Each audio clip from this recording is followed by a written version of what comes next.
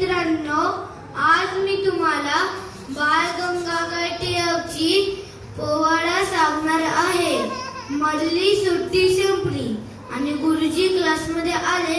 म्हणाले, मुलांनो, आज मी तुमची परीक्षा घेणार आहे, ते पण ओरल. सगळी मुलं घाबरून एकमेकांकडे टकामका बघायला लागले. परवाच तर परीक्षा झाली, आता कोणती परीक्षा? गुरुजींनी प्रश्न विचारला.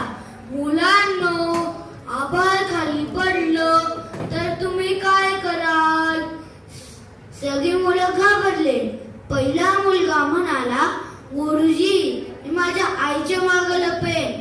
दुसरा मुलगा म्हणाला, गुरुजी, मी माझ्या बाबांच्या मागे लपेन. तिसरा मुलगा म्हणाला, गुरुजी, माझा दादा खूप स्ट्रॉंग आहे, मी त्याच्या जवळ जाईन. चौथा मुलगा म्हणाला, गुरुजी, मी तुमच्याच टेबलच्या खाली लपेन. पाचवा मुलगा म्हणाला, बरं झालं गुरुजी, तुम्ही हे सांगितलं, मी घरी जाऊन निवांत खेळत बसेल. बाळ मात्र शांत बसलेला. गुरुजी त्याच्याजवळ गेले आणि म्हणाले, अरे बाळ, आभाळ खाली पडलं तर तू काय करशील? मग बाळ म्हणाला, गुरुजी, मी चांदण्या वेचेन. मग गुरुजी म्हणाले, अरे बाळ, चांदण्या कधी वेचता येतील का? मग बाळ म्हणाला, गुरुजी, मग आभाळ खाली पडेल का?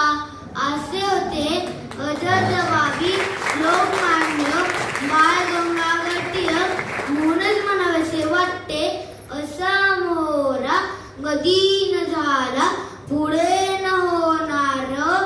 बाळ टिळक हे नाव जगामध्ये गरजत राहणार.